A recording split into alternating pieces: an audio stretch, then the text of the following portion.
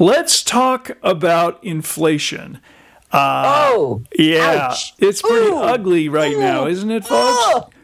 I know. Hey, folks, welcome to Older and Wiser. I'm Bob Bates in Los Angeles, and this is my friend Susan Sikora. She's up there in Northern California. We like to where we also have inflation. You have inflation is everywhere right now. Oh, I'm telling you. There's a new survey out that shows that inflation tops the list of Americans' biggest problems, or at least the things that we perceive as the worst in America. Inflation is number one. I guess that probably doesn't surprise you much. You know what? I have to tell you, when I first saw this, I thought, how do they not know this?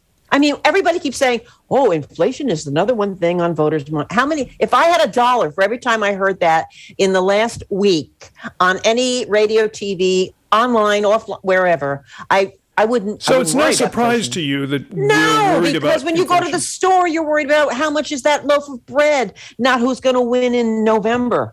You know, I haven't even checked the price of bread. Is bread gone up as well? Is everything going up? I don't buy a lot of bread. I do buy a very nice loaf of fresh baked pumpernickel at the store at Sprouts. God love them. Of course you do. They're my deviation from Trader Joe's, but it's gone up from, I think it used to be $1.97 for a loaf, and now it's almost $3. And again, okay, it won't is that break right? me, and I don't buy. Yeah, but it's up. I mean, everything is up. When it comes to inflation, though, I will say I see inflation as just one of those things that we have endured throughout our entire lives. I think younger people are more shocked by inflation because they haven't seen it before. But I feel like I can remember back to high school when we were all shocked when the school raised the price of Coke in the vending machines from 35 cents to 50 cents. And we said, well, what the heck is going on? They said, well, it's just inflation. That's what's going to happen. And we said, well, how much is it going to cost? And they said, it's just going to keep going up throughout your whole life. Your parents paid for stuff then, and they told you what you could and couldn't have unless you had a summer job that was kicking in and doing different things and letting you buy the small, the average pair of sneakers or something, or the new bike or whatever. Right. What's your point? My point is that when you're paying for it, you feel it. And if you have a lot of money, you don't feel it as dramatically or quickly as people who don't have a lot of money. Well, that's true. Yes, people who don't have a lot of money certainly feel. And the average. And if you have to go and start paying maybe $20 or $30 more a week to put gas in your car so you can get to the job, that $30 can make a huge difference in your life. What if you were a trucker who was moving stuff? These poor guys and women who are driving these trucks, moving this stuff. I mean, they're giving you, when they say how much they spend to fill up, it's mind-boggling. Right. I mean, and you think, I hope you're making a ton of money. I know they get paid decently. They do. It's a hard job. But seriously, I mean, if it gets to the point where they can't do it or they can't fill up, they can't move the stuff. Listen, we can feel as angry about all this as we want, I guess. My point is that what do you do about it? Inflation is part of the human experience, and I don't see how we'll ever stop inflation. Obviously, inflation is affected by so many different factors that are beyond our control. Are they factors that are under the control of the President of the United States? Could the President stop inflation, I guess, is my question? I don't know that he's in charge of that. I would suggest there's probably... He's not in charge. Well, he's not in charge of inflation, that's for sure. No, I know. What I'm saying is there's certain things he probably cannot do. Yeah. I would say this, though. There are probably things... Groceries are hard because you've got the price of gas. Can he lower the price of gas?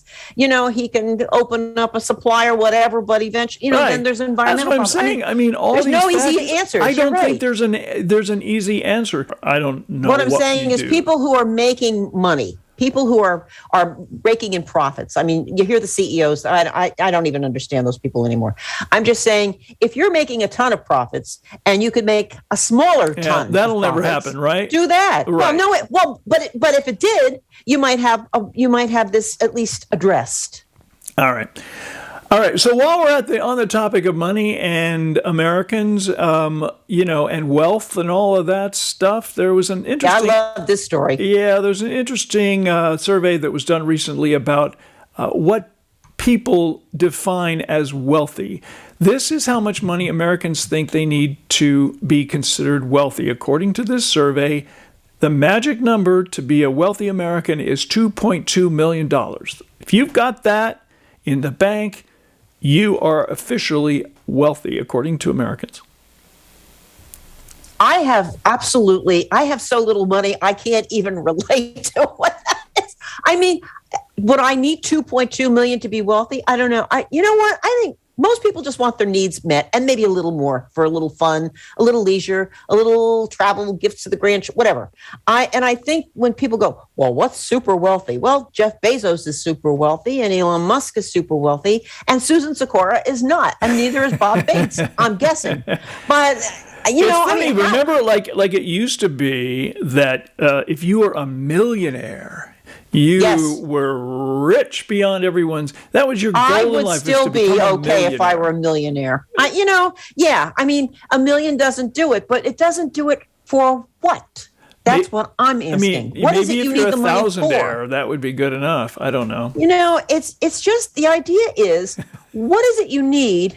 Even if you're super wealthy, okay? How many yachts? How many villas? How many homes? It's just after a while. How many cars? Okay, now stop ranting about the rich people. I'm sorry, you got me at the wrong week. You're ranting now. According to this annual Modern Wealth Survey, they also ask people, what does it take to be financially comfortable? Forget about wealthy. Just to be financially comfortable, how much do you think you need in America? Here's the magic number. $774,000 is how much you need to be financially comfortable. I'm very uncomfortable, Bob. Yeah, you're very uncomfortable with this story. I don't know many people with. I guess I do know one or two that have it. Okay, they're not leaving it to me, so it really doesn't matter. I mean, it is sort of upsetting to realize that for people to feel financially comfortable in this country, they feel that they need to have $774,000 in the bank to be able to feel financially comfortable. And I'm not sure whether that means they're going to quit their jobs and just retire. You do need a lot of money just to retire and live off that for the rest of your life. But that isn't what this survey is saying. They're just saying, people, how much money do you need in the bank to feel like you'll be okay, even if you continue to work? That's a lot. As I have said before, if the Publishers Clearinghouse would only come to my door and say, and they're going $5,000 a week, $7,000 a week, and I'm already thinking, if I won that, the first thing I'd do is probably call family members who have kids paying off college loans and saying, what is it? And what are they doing? If they're not sitting around eating a bag of marshmallows and watching TV all day, I would pay off people's college loans. How nice of you. But think about it. I mean, is Publishers Clearinghouse even around anymore? Are they still doing that? Oh, yeah, I'm playing it. Are they? There's one stupid woman in California playing, so they have to keep it online. One interesting fact that they give us here is that the median net worth for U.S. households is $121,700, way below that $700,000 mark. So while feeling wealthy at $2.2 million might be a thing that we all may aspire to, it isn't something that most people have achieved. All these things are not realistic in terms of real people. It's just numbers on a page, and then the bread's $3. Well, a lot of this is not meaningful to people who don't have it. That's for sure. That's what I said before. Yeah, with bad inflation, it doesn't hit them. They can afford. They won't even feel a blip.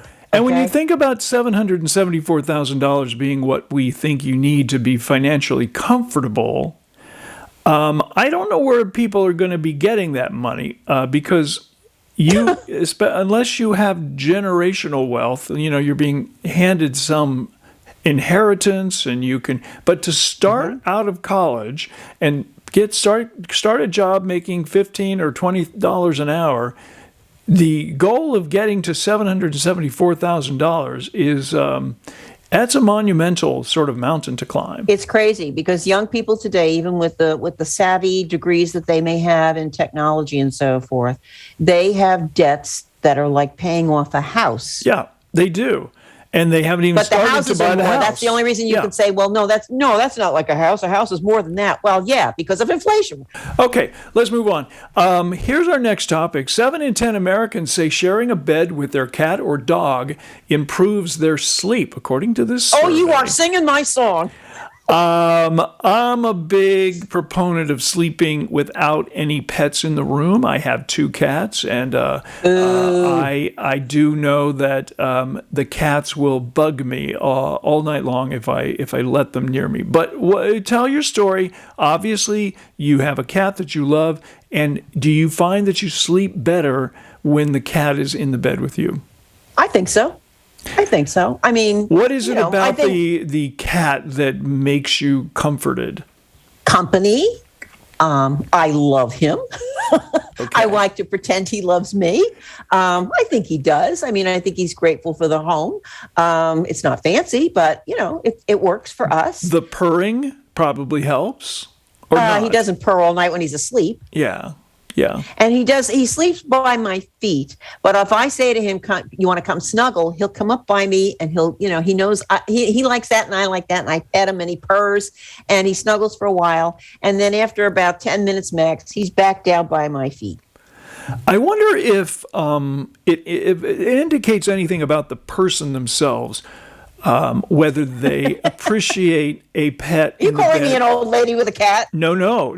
In fact, quite the opposite. I was trying to decide whether your affection for a pet in the bed has anything to do with your kindness as a person. Like, I'm crotchety, admittedly, in many ways, so I am not.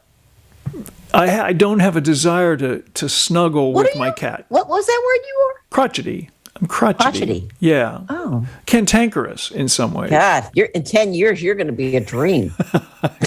If this is where I am now, I don't think you're that. I don't think you're that crotchety. But I mean, I know you a long time. We're friends a long time, so Yeah. I don't know. But I don't live with you, so I mean, Right. your wife could probably weigh in on that. I mean, I like my cats. Like one of them better than the other, but and they know who they are. But Sure. when I'm sleeping, I want to be on my own, untouched. It's too hot. A lot of these folks in this poll, 2,000 Americans were polled here, and many of them said, let me see how many said, 6 in 10, 60% said their pets made them get too hot in bed, like they'd lay too close to their feet or somewhere, and they'd have to throw the blankets off because of the heat being emitted by the pet. Well, if you lived in Vermont in February, that would be fine. You could lower the heat, but also you can open the window a crack. You can wear lighter pajamas. You can change to lighter sheets. Okay. You could throw a blanket off. I mean, that's probably true. I mean, if you sleep with a great big dog or something, they're going to be warm. They're going to run warm. On average, owners here said their sleep was disrupted by a pet 2 nights a week on average. So Mine's never disrupted. Really, I disrupt him. Really? So Yeah. when you wake up, he's asleep. And Yes. okay. Pretty much. My cats will come and go and run around the house and climb on top of me and wake me up. That's part of why I don't like it. So wait a minute. But you say you don't have them sleep on the bed. So what do? Close the door? Oh, I dissuade them from coming on the bed. What does that mean, Mr. I Crotchety? hiss at them when they come. I go, shh. Or they'll curl up and I'll throw them onto the ground. I have bad news for you. if there is an award from your local humane society, you're not getting it. I'm not getting it. Well, I'm not cruel to them. I don't hurt them. There's no physical violence involved. It's just I will remove them from the bed and put them on the floor. And they do get the point after a while. They'll stop. You know what? You probably spend half the night getting them off the bed. Then if they would just get on the bed, lay down by your feet, and that's it. I mean, do they want to snuggle like right on your face? Sometimes, yeah. Well, see, Sometimes. that's because they feel deprived. You should just let them sleep on the bed and get over it. Unless you're allergic, that's a problem. Well, that's also the other thing. I'm not sure if I'm allergic. I may have developed an allergy to cats too. As It's I'm funny. sniffy It's funny. when I they come sneeze around. and sniffle more. Yeah. Yeah. And I think I do it more when I'm, at home with kitty cat than not. That's what I'm But thinking. I don't know. We might be getting allergic in our old age. I got news for you. If I'm allergic and it causes me to sneeze, you know what's going to happen? But I'm going to be allergic and sneeze. you're just going to keep sneezing. You're Yeah, gonna I get mean, some I wouldn't get rid of Claritin. them because of that, unless I was. Well, right. I can't get rid of ours either, and I wish I just wasn't affected by it. You and your wife have always been cat people as long as I've known you. Yeah, we've always had them. Jill loves the cats. Right. A total of 50% of respondents in relationships preferred spending the night with their pet to their partner. They'd rather sleep with the dog than their spouse. Not weighing in on this. Me neither. We're leaving that. We're just We'll leaving leave that one alone. I think alone. if that's the case for you, you know who you are. You know who you are. We don't need to get specific. All right. Finally, today, I saw this headline: which superstitions are Americans most likely to believe? Oh my gosh. Have you ever been at all superstitious about anything? The only thing, and it never comes up as a superstition really, but maybe it is. I feel that if you go out and you celebrate, for instance, suppose I were to throw a party and say, we're going to celebrate the fact that I won the Publishers Clearinghouse. And you said, really? You did? And I said, well, no, but I think I'm going to. Yeah. Then I would feel that having had the celebration, even though this is stupid, that's why they're not at my door with the check. Okay. Oh, that's bad luck. That's a cute little story I'm telling myself. In other words, don't celebrate something if you're not sure. You think it might happen, but you don't know for sure. I think that jinxes it. If you assume the best is going to happen and then it turns out not so much. So there's a jinx. You're willing to believe in jinxes at least. Well, something that might throw it off a little bit. Now, as far as walking under ladders. Well, let's go down through these one at a time. Let's start with blowing out the birthday candles. 28% of people believe that if they make a wish when they blow out the birthday candle, the wish may come true. Thoughts? First of all, COVID's out there. Don't be blowing on the cake. I've always wondered that, by the way. Me before too. COVID. It's so germy. Why are you? How do I know spittle isn't coming out of that part where you're going to blow on the candles? Well, and it often does. I'm sure it does. Yes, of course it does. It would be. Have we learned nothing? I don't know. Is there any way to make a birthday cake and somehow cover it with plastic before you put the candles in? I don't think anyone's ever tried that. I don't know. I guess you could put a sparkler on it, but that's a little problematic in a house. It ruins the effect. When I was a kid, I would try to make a wish before I would blow up the candles. Haven't done that in many years, and yet I continue to get a birthday cake and I continue to blow out the candles. But I don't remember the last time I had a birthday cake with candles on it. And if they didn't have enough candles in the store after a certain point. They don't have enough candles in the store, and I would worry that my germs are going to be on something that someone's going to eat. So I'm more concerned with whose germs are on the cake, and 28% of people say if they see a shooting star, they make a wish. I have never seen a shooting star in my whole life. Have you? Yeah, probably. I don't remember how long ago. It's not that. It's pretty rare. Did you make a wish? No, because I thought, here's what happens with a shooting star. You go, oh, that's a shooting star. Oh, too late. Too late. You should have done it. I should have made a wish. 27% say that it's important to say bless you when someone sneezes. I don't know. Is that a superstition? No, that's being polite. That's just good, polite. Yeah, it's manners. It's like be well. Try not to. We don't even know the difference between manners and good luck. 21% of people are weirded out if they break a mirror. They feel like that's going to give them some bad luck. That gives me a little pause. I just think because, first of all, I'm not worried. More than anything, you know what I'm concerned of? Who's going to clean this up? Yeah. That's like Bird on, what is it, 2.5 Men? She goes, I ain't cleaning that up. Even as a kid, that didn't bother me. The mirror thing, I said, this is ridiculous. There's nothing about a mirror, a broken mirror, that could bring you bad luck. It just doesn't. And also, if you break a mirror or even a glass and you have a cat in the house, the first thing you want to do is get the cat out of the way, make sure you have shoes on, you're not walking around barefooted, and get your vacuum out so that you get all the slivers. Especially if you have a black cat who walked in front of it before before you broke the mirror, then Oh, you've really Lord. got a problem. I've had a black cat. Yeah, we used to have a black cat too. 21% of Americans are freaked out by the number 666. That freaks me out a little bit. Only because it's supposed to be associated with the devil. Yeah, And that at was this point, I grilled got into you enough as a problems. I Catholic. don't need the devil breathing down my neck. Well, and you're Catholic, so you're freaked out more by the devil. Do you believe in the devil? May I just ask you that, or is that too personal? I don't. It's not too personal. I do sort of. I don't think he's hovering around all the time. If he's around me, he's really not very creative. He's going for the low bucks here. But I think that I think there's evil. I think evil is a presence, Evil and maybe seems- that's associated with it. If you are a true Catholic, would you, by definition, believe here in we the go. devil? You're going to ask me. I can't speak for the Catholic Church, especially these days. I don't know. Because the devil is certainly mentioned in the Bible, correct? It's interesting that you're asking me to speak for the Catholic Church when you know I'm a woman. I know you're a woman. What does that mean? Think about it. Oh, because of the Roe v. Wade thing? Not just, it's just everything. It's a male-driven organization. That's it. It is. So And nobody what you're can saying deny is that. certain things that the Catholic Church advocates, you're not necessarily on board with, even though you're When we Catholic. have women bishops and a woman pope in the Catholic Church, we'll talk. Otherwise, don't hold your breath. 12% of Americans say they always carry a lucky charm. How about you? Is that a lucky charm you got there? No, but when I was going for job interviews, I didn't like to wear something brand new. Oh, now that's a superstition right there. I don't know. It might have been that I wore something new for a job interview that maybe then I didn't get the job. I'm not sure. Maybe But you were also afraid that it would look like you went shopping for no. No. How would the job interviewer know whether I have a lot of really great clothes or just one good jacket for the day?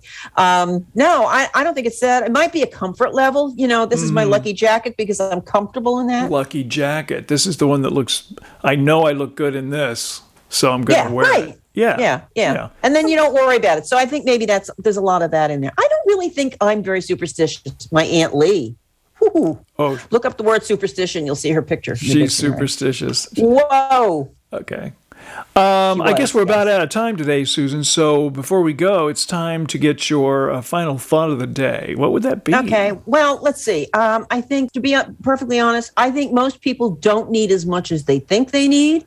I think there are places you can cut, and I think a lot of people think, I have to have this, and the truth is, you want it, but you could live without it. I think that's really kind of a good thought for the day. Yeah. You want Really stuff, look at it. Yeah. But in truth, we really don't need as much. Try it as for a we week and want. see. If you ever buy something, I don't want to get into all this, but if you buy something and then like online and you can put it on a wish list and go away from it for a week or two and then go back and go, oh, I don't really want that. A lot of times I think that happens. That's actually a very good tip. If you tell yourself, if I still need it in a week, I'll get it, but I'm going to put it on pause for now and hold off. And oftentimes after a week passes, you realize, I guess I didn't really need Not that. only that, you forget you even put it there. You forget what it was. What was that again? Oh, that. I don't really want it. See? And that's I'm an your impulse bill comes buyer with too. I something buy else. things just to make myself feel better sometimes. Of course, we all do it. Yeah. Wait a By week. the time it gets there, you wonder why you bought it. That's probably why Amazon delivers so fast. Exactly, because you can get it quick and you'll spend more. It cuts down on returns. I bet you money. Some great tips from Susan Sikora today. Thank you, Susan. For all the stuff that matters when you're 50 plus, visit us at olderandwiser.com. And I'll be sitting here waiting for Publishers Clearinghouse. Okay, Susan will be waiting for the big check in the front door. Knock, knock. I hear a doorbell. Yeah, knock, knock. Could be yours. Who's there? Not Publishers Clearinghouse. See you next time.